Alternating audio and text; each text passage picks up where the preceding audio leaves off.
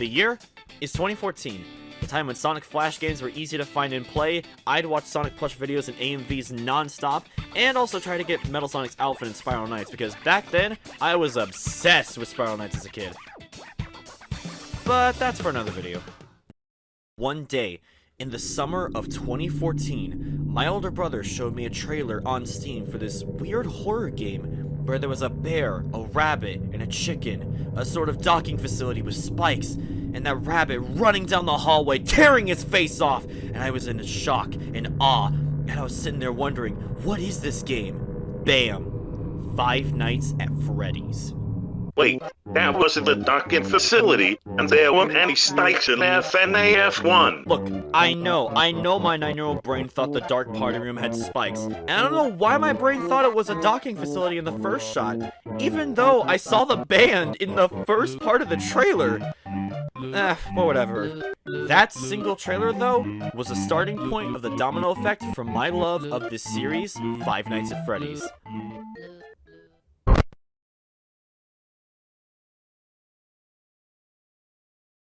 Okay, let's get something straight here. If you all don't know how I feel when playing horror games, I'm what you call a scaredy cat. Even nowadays, scary games can and they will still scare me. But Kid Me? Oh, you have no idea what it was like for Kid Me.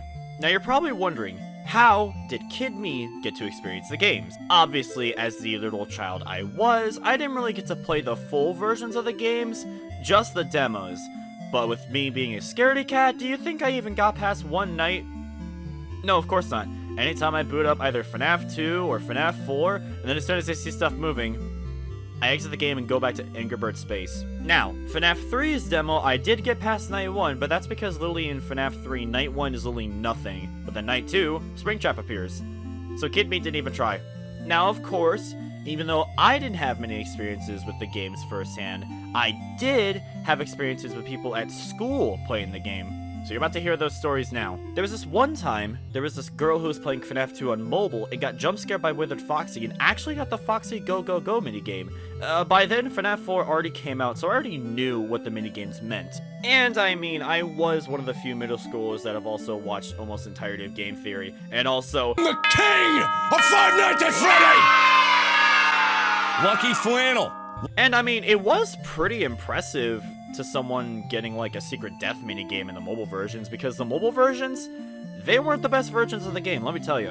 Which, I mean, thank goodness people don't have to grow up playing like the old mobile ports of FNAF, because like, as much as they're close to my heart, dear God, they were not the best things ever. Oh my goodness, just play the PC version, my God! Another story I remember is also being in awe that my best friend, at least in middle school, he actually played like Five Nights at Freddy's 4's demo and actually beaten it. Which, I'll be honest, I really need to actually beat FNAF 4 again. It's been a while. The only sort of version of FNAF 4 that I've been playing recently is the Night Shift game on VR Chat, which, honestly, that game's really fun. I should really make a video on it soon. Side note. During this time, Five Nights at Freddy's mobile games were a really big thing on Androids, or just the App Store, or just in general. And one of my friends showed me this unofficial game called Vincent. It was a sort of free roam game where you could just walk around replicas of the FNAF locations and also try to survive the nights. To be honest, it kinda just looks like you were just playing Gmod but on mobile, but I ain't complaining. Now, there's another reason why I brought this game up. It's because of the name, Vincent. Now, I'm pretty sure some new fans, or maybe not, I don't know how far the word got around. So Vincent is what a certain artist named Rebornica named Purple Guy. And there are even a bunch of comics made by the same artist, but we don't talk about her. Another game I had experience with was FNAF World, which immediately meshed far better with me, cause you know, scaredy cat. Not to mention, I love RPGs, and FNAF World was a really fun RPG with a cute character design and some lore importance to the rest of the series. Not to mention how fun the minigames in the Halloween update were, because, oh my god, Freddy in Space being a Metroid clone, Foxy.exe being like a literal Sonic.exe clone, and I mean, damn, like, all the minigames are fun. Well, except... Yeah, that voice is never leaving my head. Surprise! I also love the fact that Chipper is both a boss and an ally in the game. For those of you who don't know, FNAF was made because of critics who reviewed Chipper & Sons Limerico under the Scott game, and said that the game gave off an unsettling vibe akin to lifeless Chuck E. Cheese animatronics, which then led Scott to using that critique and then making Five Nights at Freddy's, and now he's successful. Heh, you know, that's kinda ironic now that Scott talked about how Chipper is haunting the whole FNAF franchise. Wait, what if Chipper was the real villain of FNAF this whole time? Chipper started everything. It all makes sense! Wait, maybe it was Helpy. He handles lawsuits, so who knows how much power he's got? For all we know, he could even be Goku! Whoa, slow down there, old sport. Look at that goblin. One punch and the damn thing would explode. Alright, now let's talk about FNAF VR. Now, I was at a friend's house one time and was messing around in the menu. He had already beaten the game and had the glitch trap plush unlocked. Now, what I didn't mention is that my friend had changed the height so you would be halfway through the floor, allowing you to peek out of bounds. While being partially in the floor, I decided to test something out. So I grabbed the glitch trap plush and put him through the floor, looked the plushie dead in the eye, and...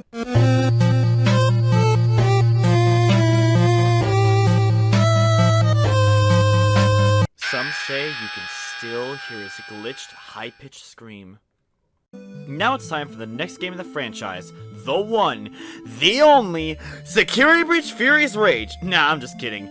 But if any of you have been on my channel since I talked about making this video, you already know that I played that game when it came out. Although I was really proud of the editing I did in that video, some jokes even still get a laugh out of me. And if anyone wants to watch the video, I'll put it in the description or the iCard right up there. But enough dilly-dallying, it's time for the one and only Security Breach. Security Breach. This game was really fun for the time, even though the launch was... Whoa! Whoa! Whoa! Bug! I found one! What the hell? certainly something. Alright, in all honesty, this game was very divisive when it came out, but me, I loved this game. Though, I think that might be because I spent way too much time trying to 100% this game. Now, Security Breach Ruined, though? Masterpiece!